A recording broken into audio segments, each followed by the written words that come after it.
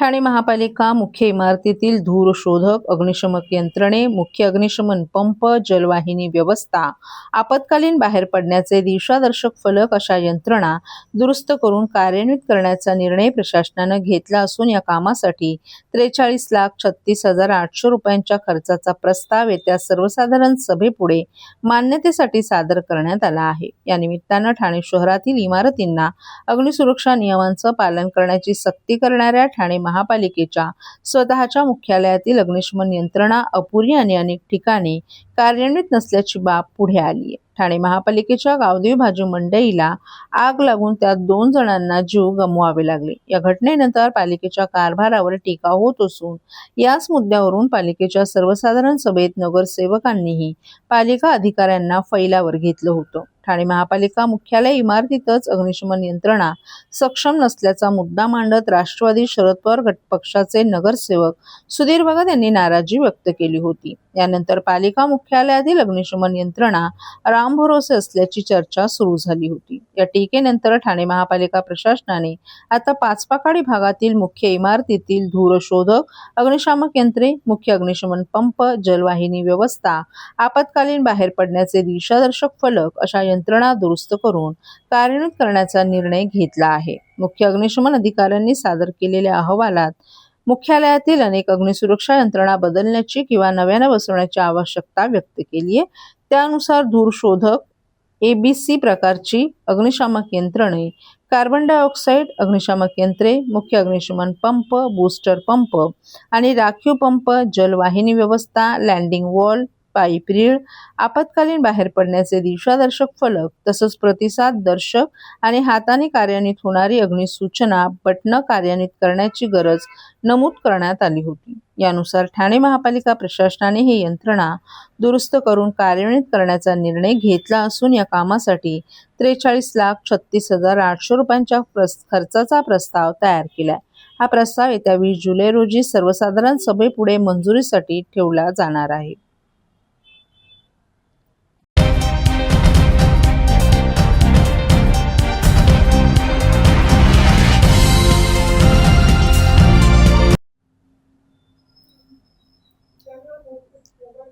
आपल्या हातून घडणाऱ्या प्रत्येक कृतीमागे जबाबदारीची आणि स्वामित्वाची जाणीव असेल तर चुकीचं काम होत नसतं असं मत मुंबई महापालिकेचे आयुक्त अश्विनी भिडे यांनी व्यक्त केले. भिडे यांची मुलाखत निवृत्त न्यायमूर्ती मृदुला भाटकर यांनी घेतली. ठाणे महापालिकेच्या नरेंद्र बळाळ सभागृहात शिल्पा खेर लिखित यश म्हणजे काय या पुस्तकाच्या 3ऱ्या भागाचं प्रकाशन झालं. यावेळी पद्मभूषण डॉक्टर ज्येष्ठराज जोशी, पद्मश्री डॉक्टर शरद काळे, राज्यसभेच्या सदस्या खासदार सुमित्रा वाल्मिक, पद्मश्री अश्विनी भिडे देशपांडे, वॉर विडो असोसिएशनच्या अध्यक्षा दमयंती तांबे, महापौर शर्मिला पिंपळकर, आयुक्त सौरभ राव आदी मान्यवरही उपस्थित होते. प्रामाणिकपणा आणि पारदर्शकता या 2 गुणांमुळे दिलेली जबाबदारी यशस्वीपणे पार पाडता येते. वेळेचं काटेकोर नियोजन केलं तर स्वतःचा तर वेळ वाचतोच, परंतु त्याचबरोबर दुसऱ्यांच्या वेळेचा आदरही राखला जात आहे.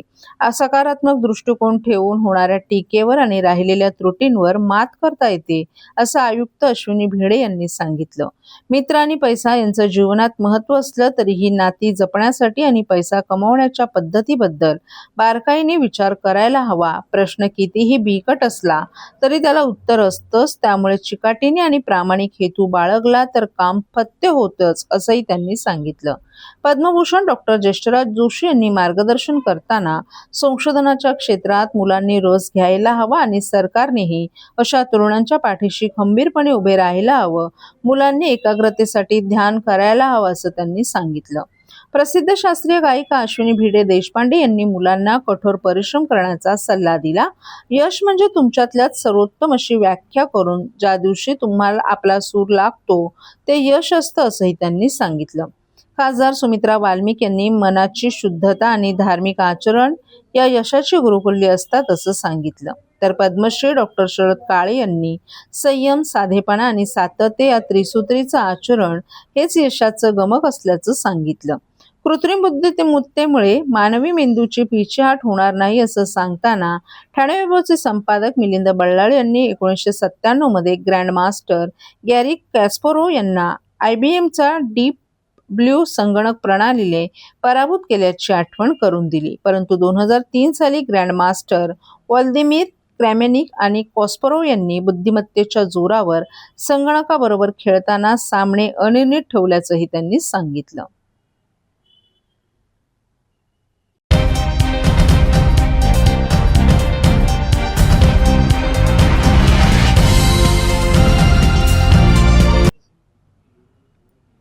शिवसेना उबाटा गटाचे माजी खासदार विनायक राऊत, त्यांचा मुलगा गीतेश राऊत आणि इतर 7 जणांविरोधात त्यांची सून गिरिजा राऊत हिने गंभीर आरोप करत कापूरवाडी पोलिसात तक्रार दाखल केली आहे. या प्रकरणात राऊत पिता पुत्रासह चौघांनी अटकपूर्व जामिनासाठी ठाणे सत्र न्यायालयात अर्ज दाखल केलेत.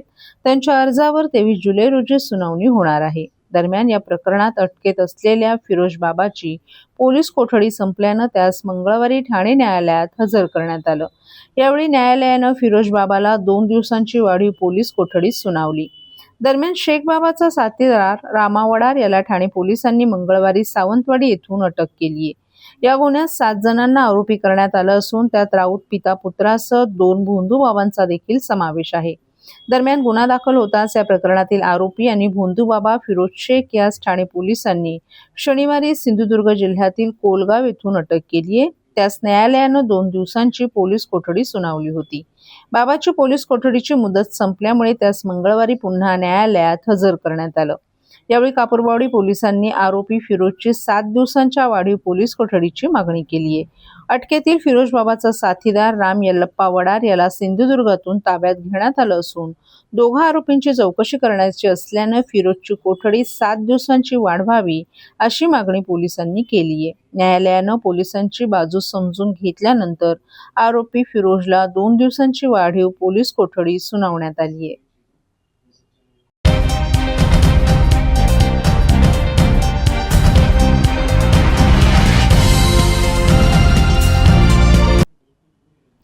ठाणे शहरात पावसाळ्यात वृक्ष कोसळून नागरिकांचा मृत्यू आणि जखमी होण्याच्या वाढत्या घटनांच्या पार्श्वभूमीवर शहरातील सर्व वृक्षांचे तातडीनं हेल्थ ऑडिट करण्याची मागणी भाजपचे आमदार निरंजन डावखरे यांनी केली आहे. या संदर्भात त्यांनी मंगळवारी ठाणे महापालिका आयुक्त सौरभ राव यांची भेट घेऊन निवेदन देत धोकादायक वृक्षांची वैज्ञानिक तपासणी करून आवश्यक उपाययोजना करण्याची मागणी केली आहे. शहरात गेल्या काही दिवसांपासून सुरू असलेल्या मुसळधार पावसामुळे अनेक ठिकाणी वृक्ष उन्मळून पडणं, फांद्या तुटणं तसंच त्यातून नागरिकांचा मृत्यू आणि जखमी होण्याच्या घटना घडत आहेत. या पार्श्वभूमीवर भाजपचे आमदार निरंजन डावखरे यांनी ठाणे महापालिका आयुक्त सौरभ राव यांची भेट घेतली. शहरातील सर्व वृक्षांचं तातडीनं हेल्थ ऑडिट करण्याची मागणी केली आहे. या संदर्भात त्यांनी आयुक्त राव यांना पत्र दिले. शाळा, रुग्णालय, बस स्थानके, रेल्वे स्थानके, मुख्य रस्ते, उद्याने आणि गर्दीच्या ठिकाणांवरील वृक्षांना प्राधान्य देऊन हे ऑडिट करण्यात यावं. तसंच ही मोहीम केवळ एकदाच न राबवता दरवर्षी पावसाळ्यापूर्वी नियमितपणे राबवण्याची व्यवस्था करण्याच्या सूचनाही त्यांनी केल्या आहेत. नागरिकांच्या जीविताचं संरक्षण आणि भविष्यात वृक्ष कोसळून होणाऱ्या दुर्घटना टाळण्यासाठी महापालिकेने या मागणीवर तातडीनं निर्णय घ्यावा अशी अपेक्षाही त्यांनी व्यक्त केली आहे. महापालिका आयुक्त सौरभ राव यांच्या भेटीनंतर आमदार डावखरे यांनी पत्रकार परिषद घेऊन माहिती दिली आहे. अनेक वृक्ष बाहेरून हिरवेगार आणि सुरक्षित दिसत असले तरी आतून ते पोकळ, रोगग्रस्त किंवा कमकुवत झालेले आहेत. त्यामुळे अशा वृक्षांची वेळेत तपासणी न झाल्यास वादळी वारे किंवा मुसळधार पावसात ते कोसळून मोठी जीवित आणि वित्तहानी होण्याची शक्यता असते. त्यामुळे वृक्षतोड हा एकमेव पर्याय नसून प्रत्येक वृक्षांची वैज्ञानिक पद्धतीने तपासणी करणं गरजेचं असल्याचंही त्यांनी सांगितलं. महापालिकेने तज्ज्ञांच्या माध्यमातून शहरातील सर्व मोठ्या वृक्षांचे हेल्थ ऑडिट करून त्यामध्ये वृक्षांची मुळे, खोडाची मजबूती, रोगग्रस्त स्थिती, फांद्यांचा भार आणि कोसळण्याचा संभाव्य धोका यांचं परीक्षण करावं. त्यानुसार धोकादायक वृक्षांवर छाटणी, उपचार किंवा आवश्यक असल्यास नियमानुसार ते हटवण्याची कार्यवाही करावी अशी मागणीही त्यांनी यावेळी केली. तसंच आयुक्त राव यांनीही सकारात्मक प्रतिसाद दिल्याचं त्यांनी सांगितलं. आज ठाणे महानगरपालिकेचे आयुक्त सन्माननीय सौरभराव यांची भेट घेतली. त्याचं मुख्य कारण की आपण बघितलं की काही दिवसांपूर्वी ज्यावेळेस पावसाचा जोर वाढला होता त्यावेळेस मोठ्या प्रमाणात झाडं हे पडण्याचा या इकडे घटना घडल्या आणि त्याच्यामुळे या इकडे झाडांचं एक हेल्थ ऑडिट झालं पाहिजे. ठाणे महानगरपालिकेसारखं सर्वच महानगरपालिकेमध्ये या संदर्भातली मागणी आमची आहे. कारण ठाण्यामध्ये असेल किंवा या सगळ्या शहरांमध्ये सातत्याने विकास कामं ही सुरू आहेत. सीसी रोड सुरू आहेत, आज मेट्रोची कामं सुरू आहेत आणि त्याच्यामुळे झाडांची जी पानमुळं आहेत ही मुळात कमजोर झालीत का, कमकुवत झालीत का? झाडं दिसताना वरनं हिरवीगार दिसतात, पण त्यांची जी मुळं आहेत ही कमकुवत झालेली आहेत आणि त्याच्यामुळे या झाडांचं जर आपण हेल्थ ऑडिट केलं तर आपल्याला लक्षात येईल की ही झाडं टिकवण्यासाठी आपण काय उपाययोजना केली पाहिजे.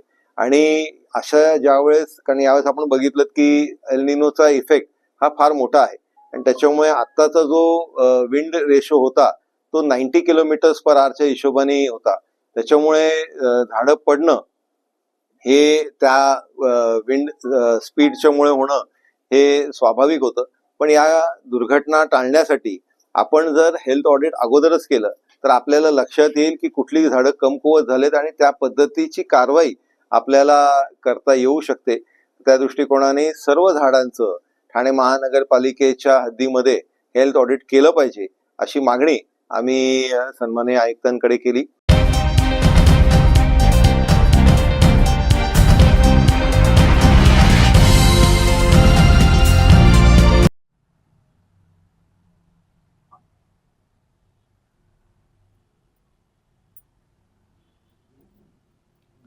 इथेनॉल मिश्रित पेट्रोल विरोधात ठाण्यात मनसेचं आंदोलन.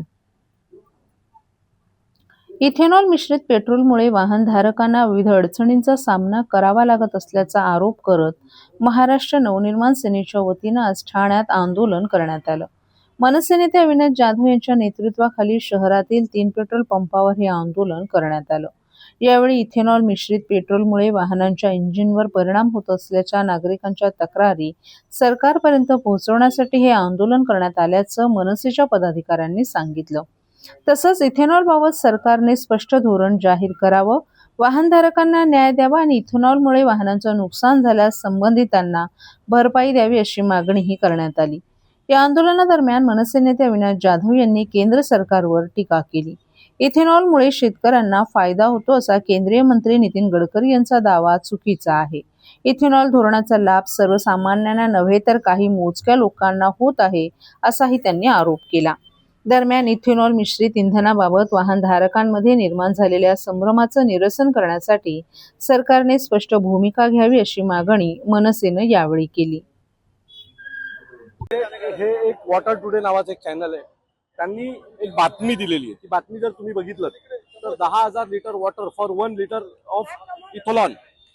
सो अशा अनेक गोष्टी आहेत. इथेनॉल हा देशावर लादलं जात आहे. पहिली गोष्ट तर इथेनॉल आल्यामुळे अनेक गाड्यांचं इंजिन बदलावं लागलं, त्याचा खर्च देखील ग्राहकांवर पडला. आज अनेक ठिकाणाहून जर तुम्ही देशभरात व्हिडिओ पाहत असाल तर इथेनॉलमुळे रस्त्यात गाड्या बंद पडण्याचं प्रमाण हा अतिशय मोठ्या प्रमाणात वाढलेला आहे. त्याच्यासोबत गाड्यांचा ॲव्हरेज देखील कमी होत आहे. आता सरकार असं म्हणतं की इथेनॉलमुळे शेतकऱ्यांना त्याचा फायदा होतो. कसा, एकदा सरकारने आम्हाला समजून सांगावं. याच्या आधी देखील शेतकरी ऊस हा कंपन्यांमध्ये विकायचा आणि तेवढेच पैसे त्यांना यायचे. आता शेतकऱ्यांच्या जीवावर कंपनी मालक एकतर साखरेमधनं पण पैसे कमवतो आणि दुसरं गोष्ट त्याचा जो चोथा आहे तो इथेनॉलसाठी विकून त्यातूनही पैसे कमवतो. याचा शेतकऱ्यांना कुठलाही फायदा होत नाही. शेतकऱ्यांच्या नावावर नितीन गडकरी त्यांच्या मुलाचा कसा फायदा होईल याच्याकडे लक्ष देतात. खरं तर या देशात आता इलेक्ट्रिक कारची गरज आहे.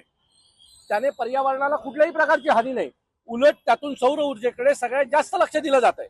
परंतु गडकरी सतत इथेनॉलचा हट्ट करतात. बरं, आणि तुम्ही इथेनॉल आणलात त्याचा ग्राहकांना काय फायदा झाला का? इथेनॉलमुळे पेट्रोलचे रेट कमी झाले का?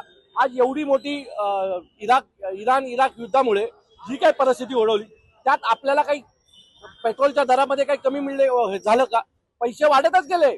मग इथेनॉलचा हट्ट कशाला? इथेनॉलमध्ये पाणी मिक्स झालं तर त्याचं पाणी होतं, बरोबर आहे. म्हणजे याचा अर्थ तोही ग्राहकांना नुकसान आहे. अशा विविध प्रकारे ग्राहकांना या सगळ्याचं नुकसानच होतं आणि फक्त गडकरींच्या कंपनीला आणि सरकारला याचा फायदा होतोय. मला असं वाटतंय की इथेनॉल हा गाड्यांसाठी हानिकारक आहे. इथेनॉलमुळे लोकांचं नुकसान होतंय आणि आज अनेक लोक, म्हणजे आम्ही रस्त्याने चालतानाही अनेक लोक आम्हाला सांगत असतात की इथेनॉलवर काहीतरी बोला. मला असं वाटतं की एक दिवस वेळ संपूर्ण देश इथेनॉल या विषयावर बोलेल. 1 लिटर इथेनॉल बनवायला किती पाणी लागतं एका जरा गुगलला जाऊन सर्च करा, ChatGPT ला विचारा किंवा काही संस्थांना जाऊन भेटा, म्हणजे तुम्हाला कळेल इथेनॉल भारताच्या हिताचा आहे किंवा नाही. देशातनं पैसे टाकून टॅक्स भरला जातो, त्याचा फटका लहान कारखाना बसतो. 15 वर्ष लिमिट ठेवतात, पुन्हा गाड्या नव्याने हो काढतात. रे, त्यातून यांना पैसे मिळतात ना. ही सगळी गणित ही पैशाची आहेत. मी तुम्हाला तेच सांगतो, इथेनॉलच्या नावाने गाड्यांचे इंजिन बदलले गेले. आता इंजिन बदलायचा खर्च काय सरकारने दिला का गाड्यांच्या कंपन्यांना? त्याचा भूदंड देखील लोकांनाच आला ना. ते पैसे देखील इंजिनचा जो काही खर्च वाढला, नवीन टेक्नॉलॉजीचे या इथेनॉलमुळे इंजिन आणले गेले, त्याचा फटका देखील ग्राहकांना बसला. गाड्यांच्या किमती वाढल्या इथेनॉलमुळे. जर पेट्रोल 1 रुपयाने जरी कमी झाला असतं तरी आम्ही मान्य केलं असतं. गडकरींची भाषणं आहे का? ते म्हणाले होते इथेनॉलमुळे 15 रुपये लिटर पेट्रोल होईल. आज 100च्या वरच आहे. उलट ज्या वेळेला तुम्ही सत्तेत आलात त्यावेळेला 65-70 रुपये पेट्रोल होतं. आज आम्ही 100 रुपये, 104 रुपये, 105 रुपयांनी पेट्रोल घेतोय. तो आम्हाला याचा काही फायदा नाही झाला. फक्त गडकरींच्या कंपनीचे आकडे हे 000 काही कोटींमध्ये, 1000 कोटींमध्ये वाढले. हा एकमेव फायदा गडकरींना झाला. आणि त्याचा दुसरा फायदा शेतकऱ्यांना कुठेही न होता स्ट्रेट कंपन्यांना झाला. जे इथेनॉल बनवतात किंवा ज्याचा चोथा हा ज्या कंपन्या घेतात त्यांना फायदा झाला. शेतकऱ्यांना याचा कुठेही फायदा झाला नाही. गडकरींचा हा दावा खोटा आहे की याचा शेतकऱ्यांना फायदा झाला.